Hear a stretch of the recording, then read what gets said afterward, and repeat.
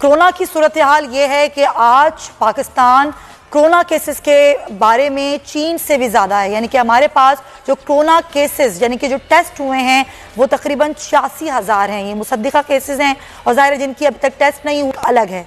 China में यानी कि जहाँ से ये वबा शुरू हुई वहाँ पर आज के दिन में केसेस 83,000 हैं। तो ये सूरत हाल है और हम फंसे हुए हैं जी। नन लॉकडाउन, स्मार्ट लॉकडाउन, लॉकडाउन तो होना ही नहीं चाहिए था, लॉकडाउन तो शराफिया ने कराया, हम इस चीज़ों में फंसे रहे। आज मैं आपको मिसाल देना चाहूँगी स्वीडन की। स्वीडन जनाब वो मुल्क है जहाँ पर लॉकडाउन किया ही नहीं गया, जहाँ पर अमवात बहुत ज़्यादा हुई।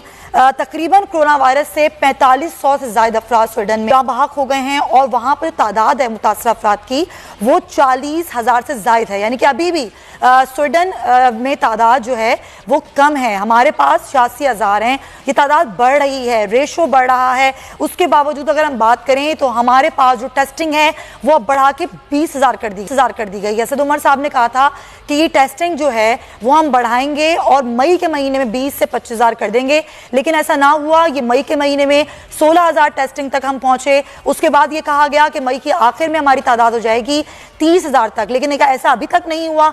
अभी भी हम लोग 20,000 यौमिया टेस्ट कर रहे हैं।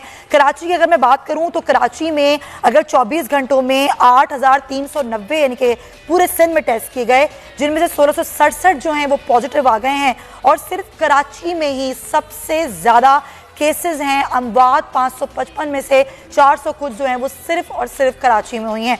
ये सूरत हाल है जनाब। और अब हॉस्पिटल्स में ये हालत है कि अब हॉस्पिटल्स जो हैं वो पेशेंट्स को नहीं ले रहे। हमारा हेल्थ सिस्टम, हम बार बार चीख रहे हैं, कह रहे हैं कि कोलैप्स हो जाए, खुदारा एहतियात करें, लेकिन हम लोग तो इस चीज़ को सीरियस ही नहीं ले रहे। हम तो कह रहे हैं कोरोना तो है ही नहीं। तो ये आज मेरा टॉपिक है और इस पर मैं बात फैसल साहब जो जब से हमने देखा कि NCOC का इजलास शुरू हुआ, फिर मीडिया ब्रीफिंग दी गई, वज़ीर आज़म बार बार आए, बताते रहे कि हम कहाँ खड़े हैं, कोरोना वायरस जो है वो इस तरह ख़तरनाक पाकिस्तान में नहीं है। जो आज सूरत हाल है, हॉस्पिटल्स में जो हालात हैं, क्या होने वाले आगे हम कहाँ खड़े होंगे? देखिए, दो सूरत हाल हैं। एक सूरत हाल ये है कि कोरोना जिस तरह से तेज़ी से आगे बढ़ रहा है, फैल रहा है और जितने ज़्यादा केसेस हो रहे हैं, अब तो लोगों के जानने वालों के इंतकाल की खबरें आ रही हैं। हॉस्पिटल के अंदर उनके साथ ताउन नहीं हो रहा है, इसके लिए फ़ोन आ रहे हैं। बॉडी नहीं मिल रही है, इसके लिए फ़ोन आ रहे हैं। ये 3-4 दिन से बहुत तेज़ी से इजाफा हुआ है। लेकिन दूसरा मामला यह है कि पाकिस्तानी कौम ने इसको संजीदा लिया ही नहीं है। अब भी बगैर मास्क के, बगैर ग्लव्स के लोग भरपूर अंदाज में नजर आ रहे हैं। कोई सख्ती या कोई ऐसा एनवायरनमेंट भी नजर नहीं आ रहा है। जो पैरामीटर्स बनाए गए थे, जो SOPs बनाए थे, उसके ऊपर अमल दरामद नहीं हो रहा है। बड़ी तादाद के अंदर लोगों का कहना यह है कि ये तो भाई आते हैं ना, ये तो बुखार है, बस ठीक हो जाएगा। असल में इसमें दो नैरेटिव्स जो हैं वो चलते रहे। एक ये चलता रहा है कि बहुत सख्त इसकी एहतियात करनी है, दूसरा यह कि नहीं, बुखार है, ये 2-3% लोगों को होता है, बाकी बूढ़े मरते हैं इसमें और बच्चों को, बाकी लोग ठीक रहते हैं।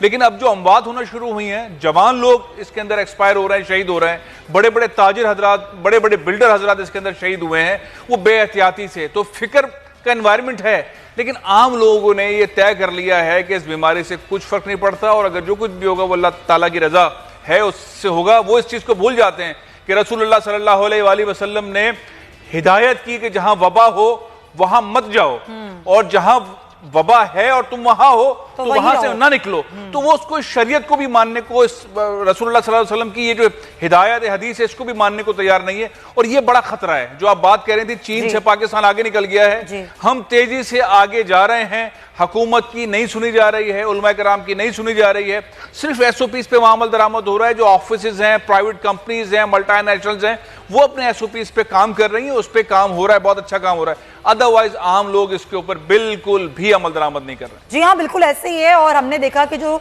रमजान मुबारक में जब मार्केटें खुली और जिस तरीके से लोगों ने शॉपिंग की, क्या हम उसका खुमियाजा भुगत रहे हैं या फिर ये और जो तकरीरें थी, जो ब्रीफिंग्स थी, जो वज़ीर आज़म की खिताब थे और ये कहा गया, कई मुल्कों की मिसाल दी गई कि देखें यहाँ पर किस तरीके से वबा फैली, यहाँ पर लॉकडाउन नहीं किया गया, लेकिन कभी वहाँ का मेले वकू, वहाँ का जोग्राफिया, वहाँ की पॉपुलेशन नहीं बताई गई कि वहाँ पर लोगों ने किस तरह एहतियात की। मेरे अपने भी कुछ रिश्तेदार हैं फैसल साहब, जो कि ज़ाहिर बहुत सारे मुल्कों में रहते हैं, वो ये बताते हैं कि यहाँ पर लॉकडाउन उस तरह का नहीं है, दुकानें बाजार खुले हैं, लेकिन लोग एहतियात कर रहे हैं। तरीके की सूरत हाल पाकिस्तान में हैं, तो पाकिस्तान अब जो केसेस हैं यानी कि जो मुसद्दिका केसेस इनके टेस्ट हुए हैं उनकी तादाद चीन से भी ज़्यादा हो गई है। 86,000 केसेस के साथ अभी पाकिस्तान है। तो अब हम किस तरीके से जो है वो आगे बढ़ेंगे, कहाँ जाएंगे केसेस, क्या अभी पीक आ चुका है, बहुत सारे सवाल आते हैं। और टेस्टिंग जिस तरह मैंने बात की कि टेस्टिंग कैपेसिटी अभी भी हमारी जो है वो ज़्यादा नहीं है।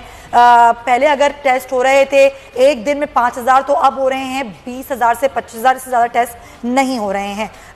तो हम बात करेंगे इस तमाम अस्पताल पर। डॉक्टर अताउर रहमान साहब ने हमें ज्वाइन किया है। फैसल साहब, ये जो अभी हम देख रहे हैं कि टेस्टिंग कितनी हो रही है, अगर मैं सिर्फ चलें सिंध की बात कर लूँ, पूरे मुल्क की हम बात नहीं करते हैं, तो यहाँ पर भी टेस्टिंग कैपेसिटी नहीं है। फिर हॉस्पिटल्स में अगर सूरत हाल रखी तो वो भी ख़राब है। तो फिर होगा क्या ये जो केसेस बढ़ रहे हैं इस तरीके से?